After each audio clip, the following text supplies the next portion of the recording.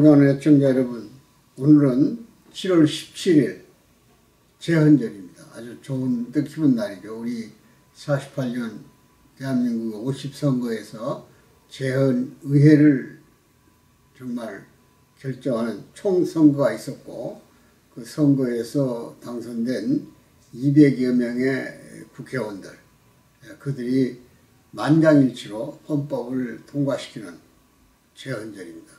그래서 대한민국은 그 법의 토대 위에 성립이 된 겁니다.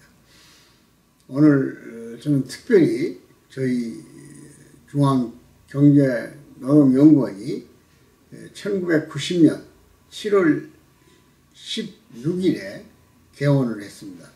근데 그로부터 35주년이 된 날입니다. 제가 3년간을 사실상 운영했고, 우리 설상용 이사장이 지금부터 2년 전, 그러니까 2023년에 이사장으로 취임을 합니다. 저는 명예회장으로 물러앉았습니다.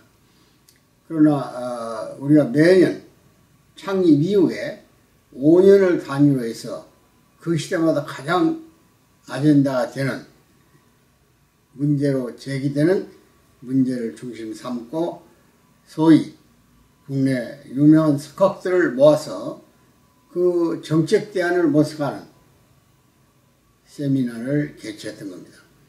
어제는 7월 16일이니까 저희가 35주년을 기념해서 국회 의사당 본관에서 약 120분의 국내 저명한 관심 있는 인사들, 특히 저희 경제연구원과 관련되어 있는 많은 이사들과 동시에 저명한 국내 많은 분들을 모시고 저희가 국회 부의장 되시는 이하경 의원, 특히 환경노동위원회, 일종의 환노위라고 합니다만, 그 환경노동위원회와 사실상 공동 주최로 세미나를 열었습니다.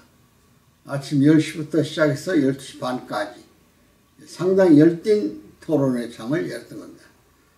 주제 발표는 한국노총의 우상범 연구위원이 발표를 했고, 그 후에 소위 강석주, 정용현, 그리고 김도영 교수가 토론을 발표했으며 제가 좌장을 맡았습니다. 그 주제는 AI 시대, 소위 우리가 말하는 인공지능이라고 말하는 AI 시대가 우리 앞에 덩금 다가왔죠. 과연 노사 상생, 소위 노동시장의 변화 대응에 대한 모색을 검토하는 정책 토론회가 된 겁니다. 국민대 토론회죠. 인공지능. 사실상 우리는 인공지능이 과연 우리 앞에 어떤 위협적 존재로 와 있는가 하는 것을 깊이 깨닫지 못하고 있습니다. 말로는 3대 강국, 세계에서 세 번째 강국, 중국, 미국, 그리고 한국이 그 자리를 차지하겠다. 그렇게 이재명 대통령도 선언을 했고, 또 거기에 예산이 100조를 투입한다고 했습니다. 천문학적 돈이죠. 그러나 사실은 인공지능에 대비해서는 100조는 아무것도 아닙니다. 지금 중국은 말할 것도 없고 미국만 해도 우리 한국 돈으로 수백조를 투입하는, 쉽게 수천조 해당되는 돈을 투입합니다. 그만큼 부담을 갖게 되는 겁니다. 그건 마치 뭐가 같냐면 1760년대, 그러니까 18세기죠. 영국에서 산업혁명이 일어납니다. 산업혁명이란 바로 산업의 구조적 변화를 의미합니다. 바꿔 말하면 인류가 나라를 세우고 삶을 영위해 가면서 필요로 하는 모든 물자를 손으로 만드는 시대가 있었습니다. 원시 사실상 공동사회죠. 그러나 영국 사람들은 드디어 증기기관차를 발견합니다.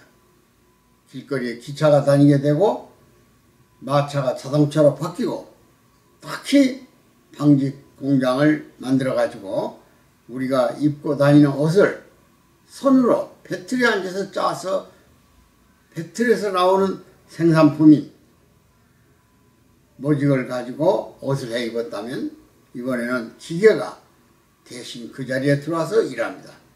바꿔 말하면 많은 사람, 수천 명이 배틀에 앉아서 배를 짜서 시장에 내놓는 것보다 방직기계 몇 대가 불과 두 손의 대가 하루에 수천 장의 모직을 만들어내는 그런 대량 생산 시대를 열었다 그러겠죠. 얼마나 손으로 일을 해서 먹고 살던 노동자들은 황당했겠습니까? 일시에 일자를 잃어버린 거죠. 그래서 일어나는 것이 유명한 더 라이트라는 기계 파괴 운동이에요. 기계를 부셨다 그러죠. 일시적으로는 일자리가 다시 수공업으로 돌아오죠. 그러나 결국은 발전된 기계는 계속 대량 생산을 했고 그 제품을 대량으로 생산하는 나라가 시장이 좁다고 다른 나라로 물건을 팔기 위해서 압력을 가했던 제국주의 시대를 열었던 겁니다. 아마 저희는 1850년대 갑자기 대동강변에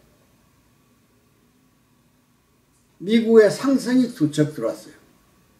중국 시장에다 팔러 갔던 화약, 총, 그 외 몇 가지 의약품을 싣고 대동강이 왔던 겁니다.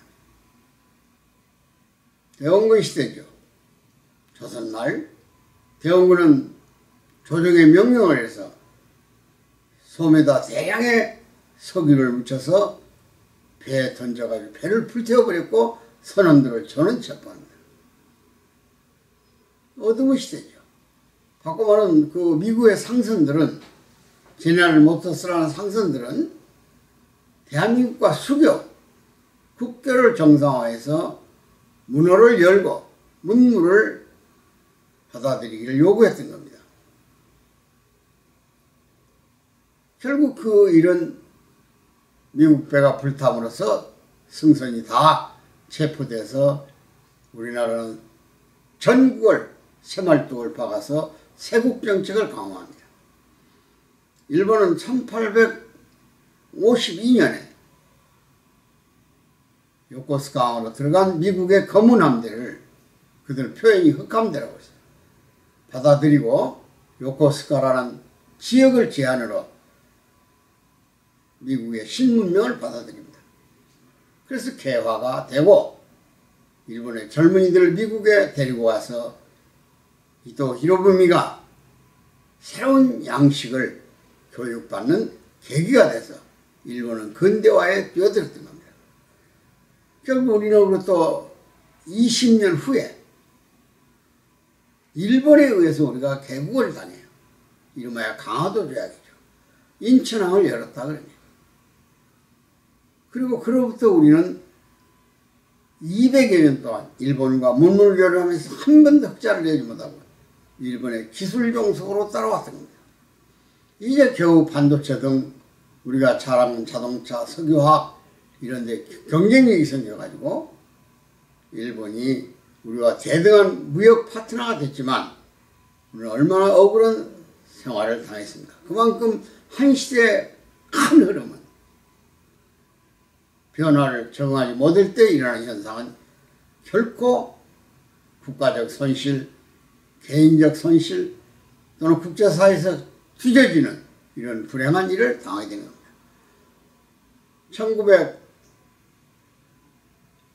2016년이죠.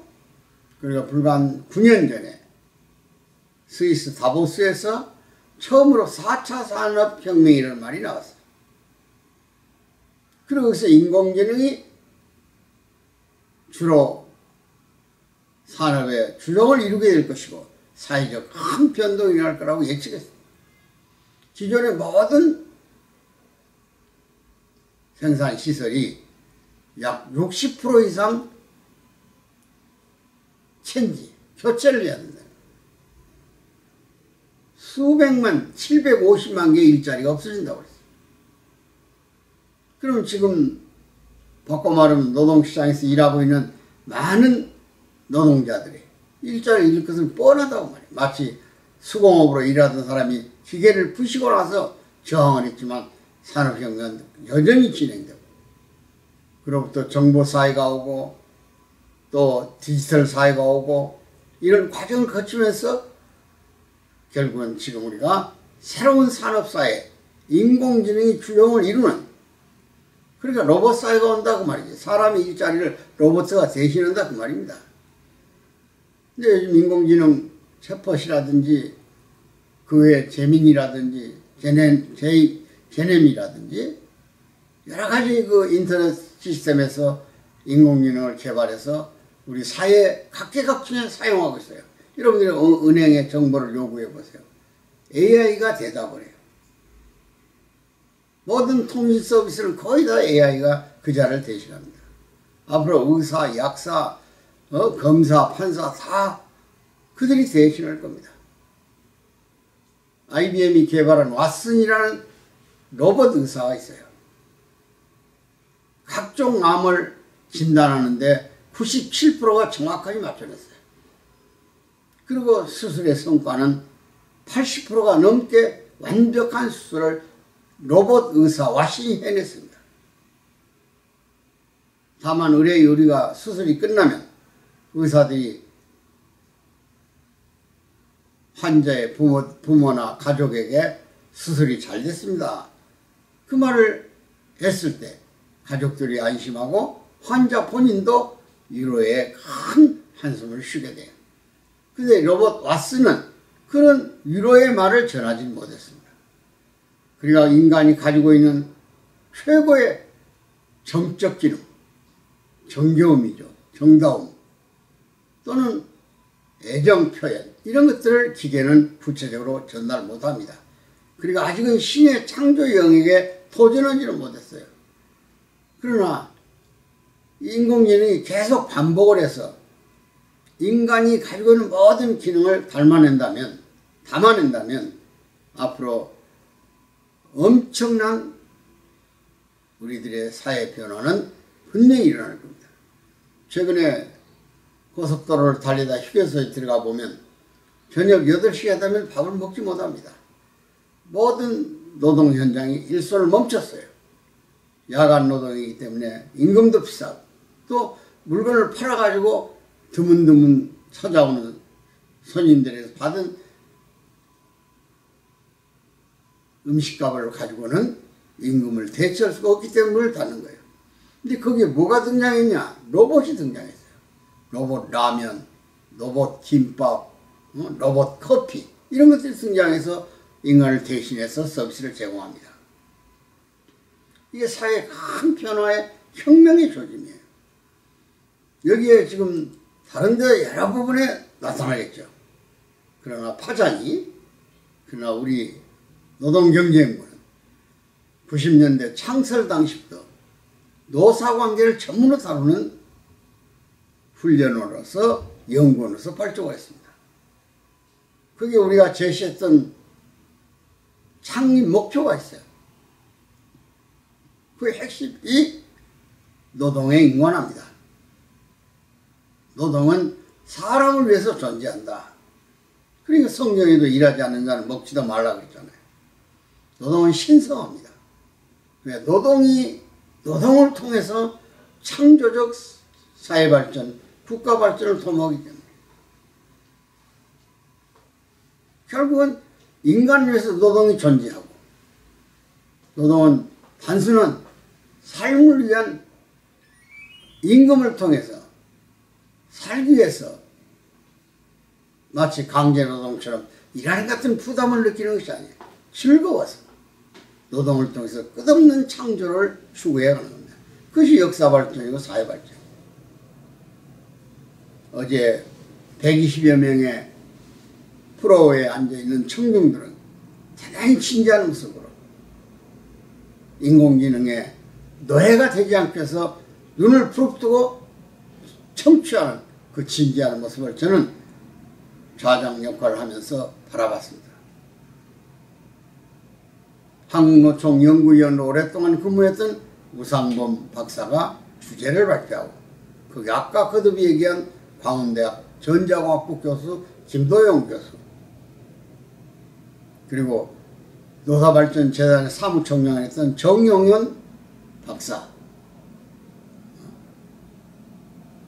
그리고 또 강석주 교수 그분 세종대학의 인터넷 전문 교수예요. 뜻을 가진 그런 분들이 토론을 통해서 우상범 교수가 지적하지 못했던 부분들을 다뤄줬어요. 그리고 프로에서 많은 사람들이 질문을 하고자 했지만 제가 3분만 해서 질문을 허락했습니다. 결국은 인공지능이 대중화돼요. 다 와 있어요, 지금. 이 스마트폰에 깔려있는 인공지능 앱을 만지작거리지 않은 사람이 없을 것이고, 그걸 통해서 많은 궁금한 점을 물을 수 있습니다. 물론, 맞는 키는 아니에요. 여러 부분에서 아직도 모자란 부분이 있어요. 바꿔 말하면, 과학의 꽃이죠, 인공지능은. 데이터를 통해서 종합해서 사물의 모든 지식 정보를 만들어내는 작품을 선사하는 거예요, 인간에게. 사물 인터넷. 데이터 분석이죠. 아직 우리나라는 데이터 분석하는 센터가 부족해요. 여러분 알지만은 인공지능 시대의 가장 중요한 핵심은 두 가지입니다. 하나가 전기 용량이 대량으로 있어야 돼요. 두 번째가 공업용수예요. 데이터를 시키고 또 활용할 수 있는 그런 우리가 흔히 말하는 공업용수라는 거죠. 물이 뒤따라와야 돼요. 그러니까 그런 고급 기술을 가질 수 있는 국가, 환경, 바꿔 말하면 인프라라고 하는 거죠. 환경을 만들어낼 수 있어야 인공지능이 성공하는 거예요. 어제 아침 신문에 조선일보에 세계에서 인터넷 소위 인공지능 전문가를 100명을 선정했어요. 그런데 중국 사람이 57명이고 미국 사람이 20명이에요. 한국 사람 한 사람이 들어갔습니다. 카이스트 전자공학부 교수 안 선생이 하나 들어갔어요. 한국이 하나예요. 중국이 얼마나 인공지능 사회에 빨리 뛰어들었고 그들은 수많은 인력을 확보했습니까? 그러니까 중국 기업이 몰려오고 있어요. 이제 더 이상 중국은 후진국이 아니에요. 오히려 인공지능 부분에서는 미국을 위협하고 있어요. 그런 면에서 미국이 무역이라는 이름으로 보복을 하고 전쟁을 유도했는지도 몰라요. 정신 바짝 차려야 됩니다. 인공지능은 잘못하면 사회 계층을 둘로 나눠버려요. 인공지능의 활용을 통해서 지배를 하기도 하고 그 지배를 받는 계층으로 양극화를 형성해냅니다. 바꿔 말하면 현대판 노예로 전락해버린다고 말이에요. 그렇지 않아도 지금 디지털 사회에 들어와서 우리 나이 많은 어른들은 이 정보통신기기를 잘못 다루니까 젊은이들에 비해서 상당히 스스로 소외를 느끼고 있지 않습니까? 인터넷 시장을 마음대로 들락날락 못하니까 재래시장에 가서 또는 현지에 가서 상품을 구매하는 현상은 노인들에게 허다히 상시화되어 있는 일 아닙니까? 그러니까 은근하게 젊은이들의 높이 우러러보는 우상으로 숭배하는 그런 계층 간의 차이를 두고 있는 거예요. 미래 사회는 더더욱 그럴 겁니다. 우리는 인공지능의 노예로 전락할 수는 없어요. 인간이 그것을 즐겨야 돼요. 그런 사회 구조를 이루기 위해서는 이 인공지능 사회 대중화를 국민에게 알리고 기본 지식을 알려야 돼요. 점점 기술은 고도화돼서 인간이 편리하는 방향으로 만들어져 갈 겁니다. 지금 여러분이 컴퓨터 또는 디지털 그 축소된 스마트폰 같은 걸 달아보세요. 얼마나 어려운 난문제들을 해결해 줍니까? 지금 인공지능에 물어보면 웬만한 대답은 정확하니에요. 물론 차이는 있어요. 정답은 아니에요. 100%. 그러더라도 그것을 이해할 수 있는 정도의 수준은 우리 사람이 따라가야 된다 이거야. 그렇지 않으면 바른 것인지 그런 것조차도 몰라요. 정답인지 오답인지 모르기 때문에 문제를 일으키는 거예요. 그래서 상당히 신중히 접근해야 돼요. 지금부터 한 5년 전에 엘빈 토플러라는 사람이 김포공항에 들어왔어요. 오자마자 첫마디가 내가 한국을 몇 번째 왔지만 이번엔 중대한 경고를 안 한다고 했어요. 물론 토플러 죽었습니다. 제3의 물결을 쓴 사람이죠. 근데 그분이 뭐라고 했습니까? 한국 대학에서 배우는 교재, 학생들이 보는 교재죠. 그 시간표 프로그램에 따라서 공부하지 않습니까? 90%가 쓸모없는 교재를 공부하고 있다는 거예요. 그러니까 우리 반도체 인프라를 깔고 데이터 센터를 만들어서 인공지능의 대량화를 생산해내고 싶어도 결국은 거기에 필요한 인재가 따라오지 못하면 인프라죠. 전기 용량이 모자라고 전기 수송 노선이 불합리하면 저 지금 전라도 일대 남해안에다가 풍력발전을 많이 깔았지만 거기서 생산되는 전기를 서울까지 끌어올 수 있는 전력 송신망이 우리가 없어요. 그럼 결국은 아랫역에다 그 전력을 모아가지고 이 많이 쓰는 수도권에다 팔아야 되는데 전달해 줘야 되는데 그것이 안 되겠다. 여러분 얼마 전에 신문에 사람을 깜짝 놀라게 하는 사실이 하나 있었습니다. 그것이 바로 뭡니까? 서울시에서 시내에서 인구 1000만 명이 사는데 거기에 가장 많이 전기를 소비하는 곳이 어디입니까? 이렇게 물으니까 대답을 했어요. 인공지능이 뭐라고? 서울대학교 연구학부라고. 서울대학 각종 연구 시스템 있지 않습니까? 학생들에게 그 연구 시스템에서 쓰는 전기가 서울 시내 전력의 엄청난 부분을 차지하고 있어 제일 많이 쓰는 곳으로 지정이 됐어요. 그거 참 놀라운 일이죠. 지금 용인 일대가 반도체 밸리예요. 평택, 용인, 여주 일대가 거기에 수많은 반도체가 들어와요.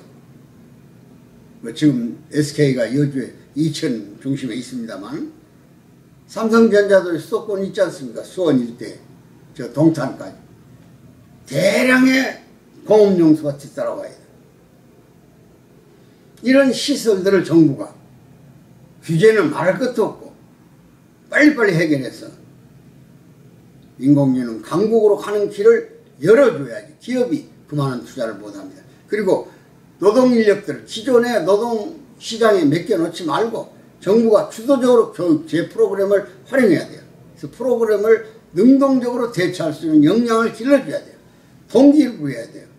거기에 엄청난 노력을 해야만 우리 사회가 추스러지지 않고 4차 산업혁명을 성공적으로 이끌어서 세계 신생 문명국으로 등장될 수 있다는 것을 말씀드리면서 오늘 35주년 기념 국회의사당 별관 세미나실에서 본관 세미나실에서 국회 노동환경위원회 이하경 부의장과 함께 물론 그분이 축사도 맡아서 했고 그 외 의원님들이 많은 축사를 했습니다마는 국민 대토론회 인공지능 시대 노동시장의 변화에 대한 그 대응 정책을 모색하는 토론회 소식을 전해드리면서 오늘 말씀을 마치려 합니다. 대단히 감사합니다.